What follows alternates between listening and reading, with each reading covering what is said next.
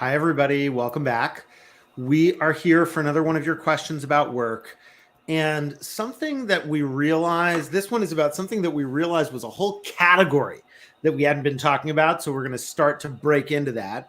And for those of you who are here for the first time, I'm Roy. I'm a startup investor in the future of work. And Lori is a new member of our team at Bloomberg Beta. And so Lori comes to us having been a product manager in software, working on enterprise-facing software, most recently at MongoDB, the database company. And so we're going to talk more about software that humans use as opposed to software computers use. Not that humans don't also use database software, because we do. But Lori, why don't you say hi and ask the question? We'll jump in. Cool. Well, hi. That was a great intro. Thank you, Roy. I'm Lori. I'm the newest member of the beta team, and I'm based in New York. And like Roy said, I come from a product background. And to be fair, Roy, I do have a history of working on tools that people do use for their job. So fair. Totally I care fair. deeply. Yeah, I care deeply about how people use software at work. So that's actually the question, right? How do you think about individuals using software at work and how that can help them like do their best job? Yeah. So I think this would not even have been really much of a question even 15 years ago. People had software, but there weren't that many choices. There weren't new things springing up all the time. Most of the software you used was something you'd used for a long time, WordPerfect or Microsoft Word, probably by 15 years ago. And I think the reason it's a relevant choice now is because there's a lot more software, because a lot of it is getting very good. And because the difference between somebody who uses software well and somebody who doesn't is an enormous difference. And I'm focused mainly here on knowledge work. I think it can be true, but to a lesser degree for different kinds of frontline work, service and retail, food service, that kind of thing, but just mostly knowledge work here. And I guess the first thing that I think about is just owning the fact that this is a thing you can choose instead of being told by the company, hey, and I'm setting aside for a second corporate security controls and firewalls and stuff like that. So we'll get to that in a minute. But I think the first thing I think about is just own being good at looking for software that can help make you better at your job. And so I call this being the CIO, the Chief Information Officer of your own life. And what I think that involves is knowing is this kind of constant process of observing what it is that takes you more time than it should or isn't done as well as it should, being curious about tools that are out there and trying them. And then once you start trying them, I think that there are, kind of two main things that I think about. One is command over the settings. Like, you can go on LinkedIn Learning and learn how to do, or YouTube, and learn how to get a basic function done. But there's something to going deep in, looking in the menus, seeing all the different things you can do that just makes you aware of all the power of a given piece of software. And the second is observing how other people in your organization use software, because a lot of times the way software is valuable is because of the conventions. We were talking about this with our CRM, is like, what do we name a list in our CRM? What do we use a list for? So that actually, in a way, it's about the software, but in a way, it's about the social, the interpersonal, the collaborative side of it. And so it's those two things. And then, just trying. And so those are a few things. And, let's get to the corporate firewall stuff. I don't know. We'll get to that later. We'll just ignore that for the time. So I feel like you characterize that into two things: the value of being a power user and the value of joining the flock, or however you want to call it, being a part of a group. So no, I think those are perfectly summarized. And so to think about those two, do you have any examples that come to mind, I think, to kind of ground us in reality of the kind of tools that you like that fall into those categories for you personally? Yeah, I mean, so I'll just say, great. Thank you for asking me for that. I always forget to, tell some stories about it. I had this one case, I'll give an example, where an old boss reached out to me and he was looking to plan a reunion for the people we'd worked with together. And he was like, okay, anybody have emails for these people circulated around? And I'm sure I did this with the help of somebody on the beta team. I don't know if I did it myself, but we went to LinkedIn, scraped all the people who had worked there before, went to Fancy Hands and got them to auto-complete the emails. We could have used Clearbit or something like that too. And I was like, yeah, not only do I not remember, but here's 105 people who work for the company and all their current emails. And And so some of that was just being aware of what's possible. Some of it, and so I knew it was easy to search on LinkedIn by name, that kind of thing. I think for most people in tech, that won't be remarkable, but for many muggles, it will be. And then just going deep on Gmail and Zoom as two software tools I use all the time, like learning, we had some issue with Zoom, which I can't quite remember, which had to do with like, we weren't hosting the meeting. It was somebody else's Zoom, but could we have live captions? And it turned out like we could just change the settings ourselves. And so just learning that kind of thing, which, made us kind of nuts in some of these things. You're like, oh my gosh, you're like trying to get some other organization to do something. And then you realize that it's a 30-second fix and kind of slap your forehead. Well, it's a 30-second fix buried in tabs and tabs of settings. That's right. So I think that's your point. That's it, is that if you go deep, you can learn. And I don't recommend doing that all the time for every piece of software, but as you start to use something a lot, the leverage on being a better user of that thing than somebody who doesn't pay much attention is just really high. Yeah. And I think that brings up an interesting point, which is when you're using a software all the time, you're going to have some problems with it. And you have the choice of, do I dig deep and become a power user? Do I go through every single setting and find a way to fix it there? Or do I need to find a different software, right? Like, is Gmail not working for me? Do I need to switch to Superhuman? Do I need to use Front?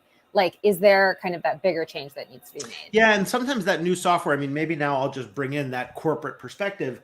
There are certain pieces of software that are only good if everybody in the organization uses them, and certain pieces of software that, like a CRM is a good example of that. I mean, yeah, you could have your own, but it's not really valuable unless everybody uses it and all the stuff is in there. Whereas some stuff like Front, we have 2 members of our team who started using Front to collaborate, just the 2 of them, and it seems to be working great. A task manager is a good example of something that a personal to-do list, like I use Workflowy as my personal to-do list, can be very valuable. Not everybody has to use it, but something like Asana that we use for team templates for getting things done. Some people may also use it as their individual to-do list. I don't, because it's a little much for that for me. But some of these things you just need to know at what level are they. And if you're an individual in an organization, you hear about a new product, you can just sometimes, again, corporate security permissions, and you got to be careful about that notwithstanding. You try it, and maybe what you're doing is proposing it to the organization as a whole. I remember when Yammer was first a thing, I was the CEO of a company, and a bunch of people worked for me like, we should try this Yammer thing. And I heard it once or twice, and I was like, all right, let's look. And then we eventually looked, and blah, blah, blah. So, yeah. And I think we keep skirting around the corporate rules. I think that's actually a really relevant one. I think about one of the organizations I've worked at didn't allow Google products. So we had no Google Docs. We only used Outlook email.